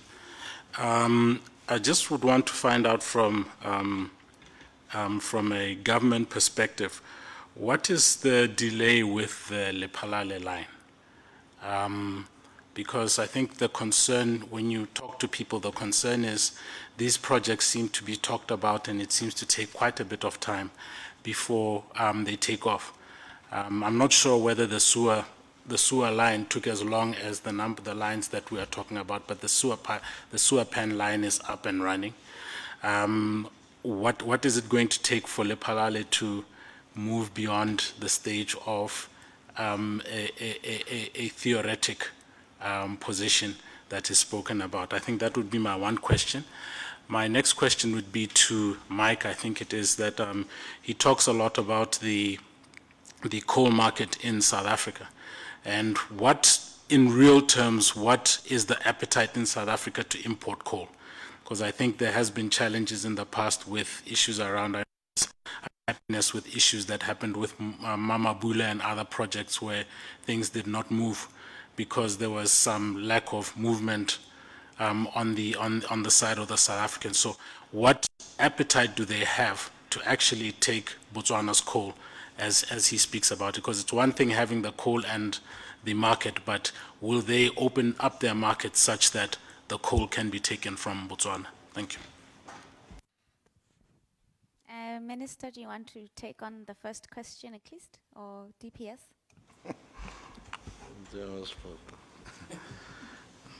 Thank you, Madam Moderator. The Mamabulale Parallel has been identified as a strategic key project that needs to be expedited, especially realizing that all of our coal, all of our soda ash goes all the way to Ramatlaba, Mamafikeng. Then it comes all the way up north to the markets where it's supposed to go. We would really cut 3/4 of a journey if we were to have the Mamabulale parallel link. It has been prioritized under the Economic Recovery and Transformation Plan that is currently ongoing, going through a bankable feasibility study in that space. We are hoping that it will actually go faster than anticipated. The only issue really, because these are bilateral issues, it is a railway line moving from Botswana to South Africa. So they're going to have the momentum, the energy, the appetite, that side as well, to also climb onto this and make sure that we can develop jointly, and then it can really connect to the other railway line that side. So all will be done on the Botswana side, but we're hoping that through bilateral relations on the other side, it will also be effected at the same pace, if not faster, for us. So we are hoping that will be the case. Same as, if I may extend, the line linking Khobabis and our western side in the Khanzi, Mamuno kind of areas, because we believe that a lot of our copper that will be coming from the northwest would get to the western markets faster if we can have a railway line there, that side. Also, the dry port in Namibia, that side, will also facilitate all these logistical issues so that we get to market faster. So these are the railway lines being prioritized, same as Mosetseka Zungula is also being prioritized in that area for the movement looking at the Kasungula Bridge. Thank you very much, Madam Moderator. Can I put you on the spot, Minister? Yes, ma'am. Can you give us a date, a year, between 2020X and 2020Y for Lephalale, at least? Like I said, the Lephalale is undergoing bankable feasibility, which means it is actually imminent. But the only catch there is that it is a bilateral issue. South Africa must also be at the pace that we want to deliver it at, you see. Otherwise, we're going to bring our railway line and then we haven't yet connected, and therefore there will be that gap to connect to that other side. So we are hoping that because the ERTP is within this period of the NDP 11, therefore it could be delivered within this period going up to 2023. So that is why I'm saying, in as much as I can't give you a date like 2023, we are hoping it will be delivered within this period if our bilateral relations are fruitful. Yeah, thank you. Mike, I think you can take the second question. Did you get it, or do you need him to repeat? Yeah, I did. I think, as I understood it, the question was how accessible is the South African market to Botswana coal. Well, there are three components to the market. Let's start with the export market. Obviously, if the LLENGES you've just spoken about comes in at reasonable rates, and I would believe that TFR is almost forced to do this because they're going to be losing massive tonnage if they don't. And they have stated, Portia Derby, recently appointed CEO, has stated quite openly that her vision is to take it up into Africa and exploit that. So I would think that there's a willingness from TFR to open that up and to make export markets, that's the international steam coal market, accessible to Botswana. So, and the customers there are country agnostic in terms of who they buy from. In respect of the South African inland market, equally, they don't care where the coal comes from. And I think that Minergy and MCM have already demonstrated that. Botswana coal is going into the cement industry and into the peas market already, and the nuts market. So there's no issue there in terms of market access. The big issue, I guess, is the Eskom market, and whether, as a state-owned entity in South Africa, Eskom is willing to consider Botswana coal. Well, on the one hand, I don't believe they've got much of a choice. On the other hand, Minergy has already pre-qualified and has been registered by Eskom as a potential supplier without negative impact so far. Just before the head of generation primary energy from Eskom was shifted to another role, he was on his way up towards Morupule, wanting to have a meeting with Morupule to determine what aspect or what potential there was. Eskom is looking far and wide. They know that they're in a coal crunch. The Waterberg has recently proved itself that it's not a viable destination for South African coal mining. With the IDC in South Africa have pulled funding from the ResGen project. The Waterberg's got a whole lot of complexities which make it a whole lot more expensive than Botswana to produce coal, and there are technical issues with that coal in terms of its reactivity, which make it less than suitable. So it's my firm belief that Eskom will buy Botswana coal. There may be one or two corporate structural things which need to happen to make it happen, but it's absolutely an open market. Thanks, And Mike. if they choose through union pressure not to do that, remember that the lower grade coals are being exported competitively with Eskom going forward. So what you might find is that other producers in South Africa switch to Eskom because that'll drive prices up. That gives Botswana an additional market out to export. So one way or another, Botswana coal will find its way into African markets. Thank and in you that very res- much, Mike. Thanks. Bye. Thank you. Kelly, I believe you have a few questions from the online virtual participants. It's actually more comments than questions. I'll start with the ones from Mashale Pumapi, CEO of Shumba Energy. He's commented on the online platform. He says, number one, the coal roadmap 2012 identified potential beneficiation opportunities such as power generation, CTL, cement, fertilizers, and CBM. These can still be pursued. However, funding for coal-based power generation is drying up. He goes on further to say, going forwards, I propose that we look to develop a chemicals industry which will be much easier to fund and replace the products that are imported into SADC. Products that can be produced from the coal include plastics, ammonia, fertilizers, methanol, and oils. From 2008 to 2017, over $20 billion of the above-mentioned products were imported into the SADC region. Through SACU, Botswana could have easily supplied these products through local production. Other interesting potential products from coal include waxes, naphtha, hydrogen, fuel cells, and OXO chemicals. And with the green lobby now very strong, we need to focus on using our coal to develop a chemicals and manufacturing industry thus moving away from vanilla combustion, which produces greenhouse gases. That's from Shumba Energy CEO. So I believe that's not a question, but It's a comment. a very lovely comment, and thank you for that. Okay. I'd like to open up the floor at this moment, if there are any questions. Okay. Hello. Is that me? Okay. All right. Good afternoon, everyone. Tapelo Shomana here from BIUST. First of all, I'd like to thank Morupule Mine for hosting this. It actually brings something that I actually didn't know before, that Morupule is aware of the key players as far as where to go with coal is concerned.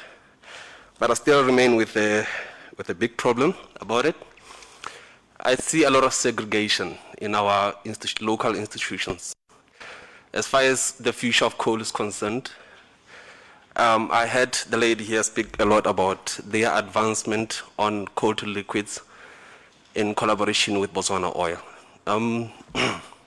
We are very close with Prof. Agaki, and I'm sure if you knew about this, as the coal contact in BIUST, will know about it. So there seem to be two researches going in parallel, but we are unaware of them. This means that there are probably resources at Botswana Oil in Morupule which are veiled to do the same thing we are trying to do in BIUST, but there's no way we are converging. So this leads to a waste of resources. So I think I would just like to challenge Morupule and the government to probably think of forming a center for coal to chemicals, or for coal beneficiation, whereby all bodies involved come together to realize this massive opportunity that we have as far as coal is concerned. So it's a suggestion and a question as to, are they aware of this segregation, and if they are, what are they doing about it? The last one, I'm sorry, the last one is to the government. In 2017, when I joined BIUST, Prof. Agaki and our HOD, Prof. Mazenda, they formed a very good coal beneficiation map and resourced manpower for it. Through pyrolysis, through gasification, from modeling, which I was responsible for, to gasification, which Mulika was responsible for, two guys, PhD, focused purely on diesel and petrol. It was a big dream. We were excited. But as it has been mentioned before, postgraduate funding is not there. We found ourselves struggling. We couldn't concentrate in realizing what these two gentlemen wanted the country to realize.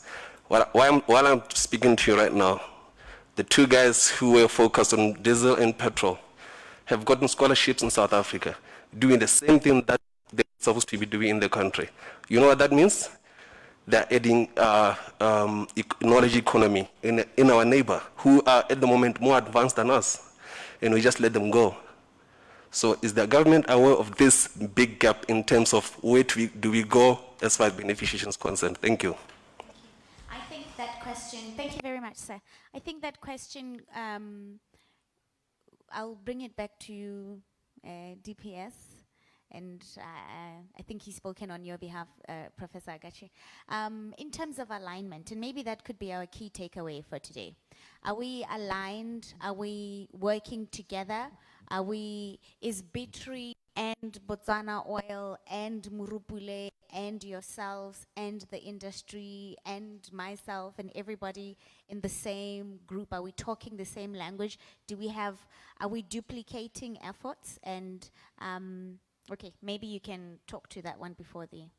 Yes, no, thank you. Are we at the research level, the researchers aligned on? My take is that most likely they are not, because BIUST is doing quite a bit that side. I know UB could be trying something, BIUST trying something, B3 something. At the research level, I think, or my view is that that alignment is not there.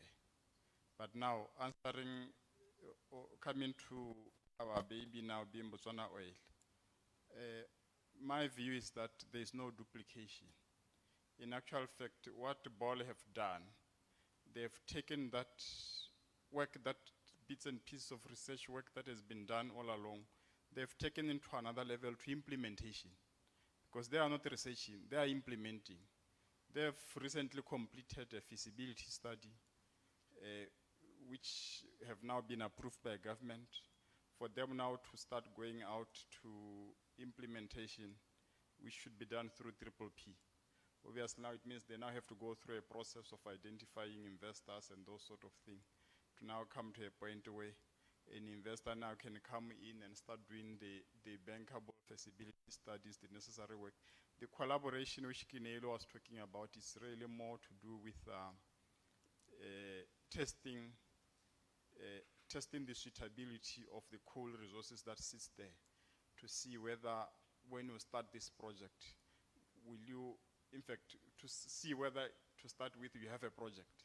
Because if your coal can't produce the liquids that you require for the CTL, basically it's a non-starter. Fortunately, it's a thumbs up. This is why now a consultant was engaged to do a feasibility study of which now is now moving into PPP application. Maybe Botswana Oil could have done better by involving other researchers during that process, but I don't think it's too late. I think they can still bring them on board to form part of the team that will be working with those investors whenever they are brought in to actually take care of that. I think the part about coordination and training and everything, I think it's a good take home. I'm not going to attempt to answer it because I'm not technically competent to do that, but I know people who can do that. So at the right forum, we will engage with our colleagues at Ministry of Tertiary Education and see whether the sort of issues that have been raised by Prof and yourselves, Minister will also talk to Dr. Litsola Tabe that side to see whether those things can be addressed. But it's good that we are raising them. Thank you. Obviously, the DPS has answered it. But to address the point he's making, earlier on, Dr. Matsiriso talked about that excellence school and the harnessing of the relevant skills so that it can then assist to go deeper into where we want to go, the commercialization and things like that. But we also have the Chamber of Mines, whereby the industry as a whole also sits there. We've got representatives from UB, from BIUST, and even from other departments. You see, this is where we are hoping that issues can be brought to the fore so that we can then start to close these gaps. Earlier on, I challenged BIUST on moving away from the lab into how we can do this. Because a business department at BIUST, this is where we start talking to these people so that we can then see that we don't really just want to be here. We want to move to the next stage. And the point being raised by Thapelo here is very valid, that we would want our knowledge workers, our researchers, to actually then be driving the processes here, not to be farmed out there. That is why part of the IRP that that the Cabinet approved earlier in September 2020 for the Integrated Resource Plan, whereby we'll be doing our solar projects, you see. We want BIUST to actually research and design a solar panel for Botswana conditions. We don't want to go to China or India and go and buy a solar panel and we try to use it for our sunlight here. Yeah, the solar insolation is not the same and things like that. So we want a homegrown thing. That will be done by the researchers at BIUST. It will be done and then we will manufacture it here, specific for our needs here. This is the linkages that we need.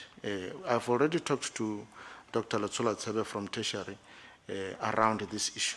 So it can even traverse into other areas like your chemical research that is ongoing at BIUST. So indeed, it is something that we really need to do, And I can pledge on behalf of government that we are open to all these suggestions, because we know these things should have happened many years ago. But now we will take them forthwith and see to it that we plug these gaps.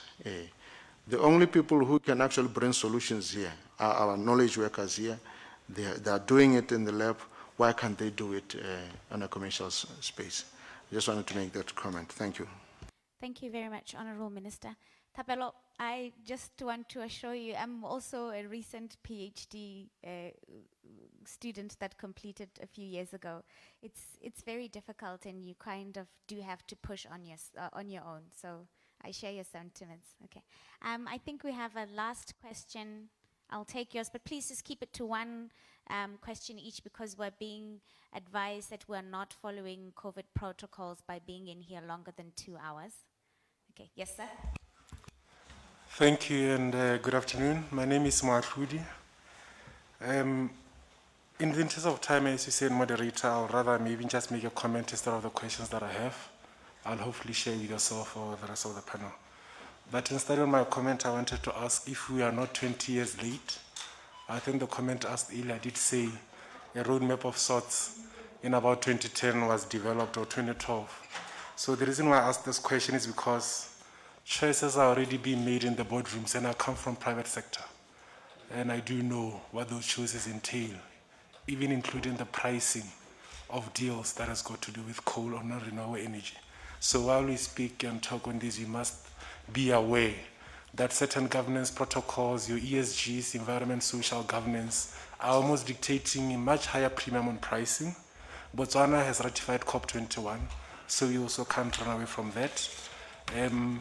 We have also spoken about IPPs as well. And the truth is the local market is still left with a bitter taste with some of the experiences with BCL in terms of, in the absence of off-takers or government guarantees, and some of the losses experienced in funding in there. So that's why I was starting this comment with saying, whilst we deliberate and look into the future of these, even including those that have been put forward as alternatives, let's think, are we not 20 years late, and be woke to that reality. Prioritization is key. Even if you don't move into renewable only, and you say those alternatives, what of manganese that might have bigger potential and has been found in Botswana?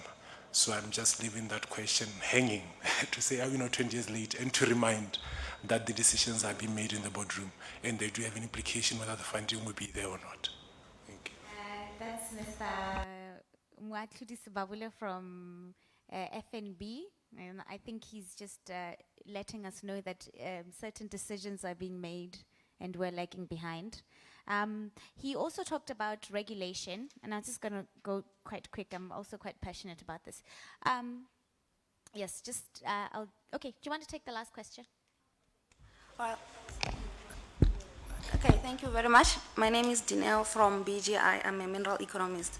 I'm just curious to know where the 26% government investment on coal is being placed on, because there could be 3 areas where it speaks to, like, I'm a mineral account officer at BGI. I deal with mining companies most of the time, and they complain about infrastructure development for them to put the private sector investment into coal development in Botswana.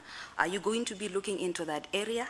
Or are you going to be looking at, and maybe you could also elaborate on the Botswana envisaged energy model, like the shift from coal usage to meet the energy deficit in Botswana and in Southern Africa to renewables. And noting that Morupule has stated that they have good quality coal. They have even stated that in Namibia, there's a power station sitting in the city that is producing electricity without any issues of carbon footprinting. Why are we not doing it here? Or are we going to be looking at the attractive field of beneficiation, not meeting the current needs that we are facing right now? I just need to know where the 26% budget from government that has already been budgeted for, where are you going to place it? Thank you very much.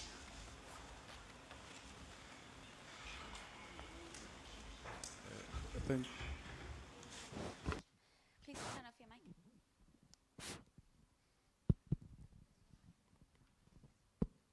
Yeah, thank you. No, thank you, Resebabule. I think The answer is yes and no, because clearly, since the coal roadmap was done and approved, a lot of activities also took place. And it wasn't a short-term sort of or snapshot to say that immediately things will happen. It basically gave us a sense and to strategize to say, in terms of Botswana coal, stranded, at the time it appeared stranded, what is it that we need to look into? One, it looked at issues of seaborne market. This is where the initiatives between Botswana and Namibia took place to try to look at the TKR, or the Trans-Kalahari Rail, which obviously could not proceed because of issues that emanated on those projects. Key to those was really issues around bankability as well, because the project obviously became so expensive that clearly it was clear that it was never going to be bankable, with the prices of the commodity prices crashing, going the opposite direction. Two issues around the regional markets, to advise us whether that is an area that we can look at. And indeed, yes, those that could invest and take those opportunities did. As you can see, a new mine emerged, being Mineji, which came from scratch, to mine and export all its coal into the region. MCM also went into this massive expansion to also access the regional market. CBM, you know, it's also going its own trajectory. PPAs are currently being negotiated. Very soon, I know we'll be having 1 or 2 power stations coming out of CBM. So essentially, those are some of the outcomes of that coal roadmap. Seaborne markets, yes, because these markets goes up and down.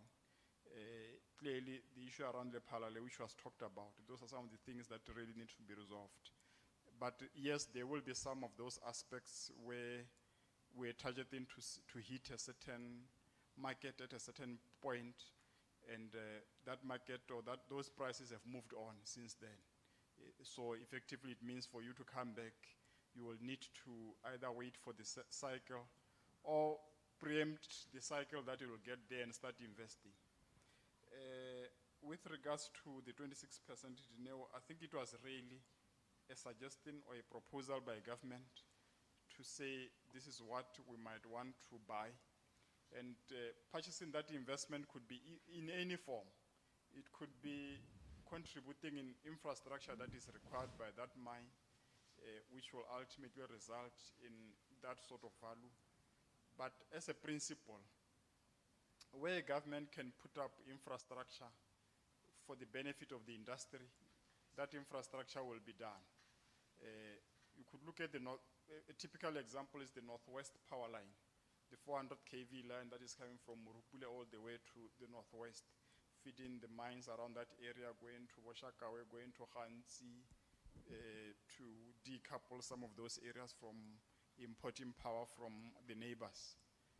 That power line was specifically done to support the copper nickel district in that area, to ensure that those mining projects becomes viable. Done for free. It's not an investment that we expect the mine to pay for. It's an investment that we have done to ensure that we unlock the copper deposit in that area, so that investors can now, with energy, put in money there, knowing that they can now reduce their operational cost from operating using diesel to utilize the grid. So really, that is that.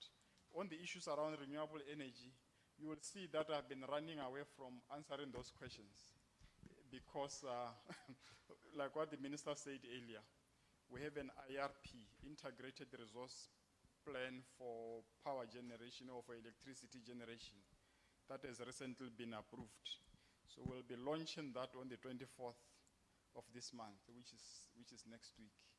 So we are trying to, difficult as it is, not to take thunder away from that event, but you will see the blueprint in terms of the power generation going forward over the next 20 years, to say what is it that we want to bring in.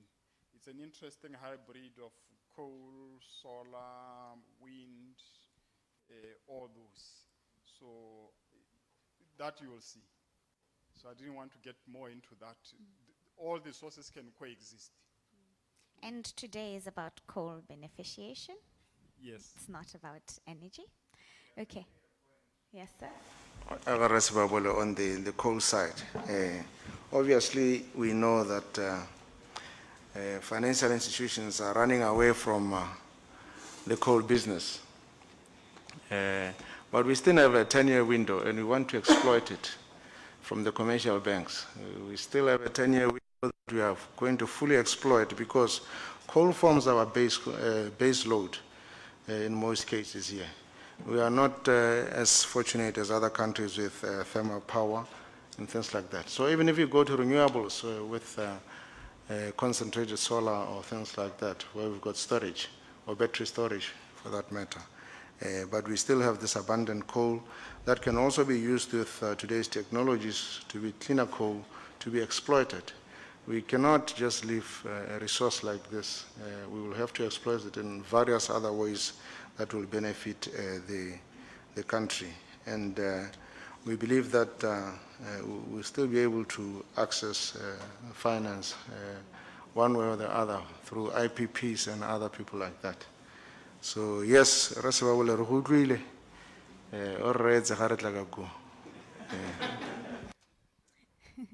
Thank you very much. We're going to wrap up, but I have one last question. CTL and fuel prices. Ra?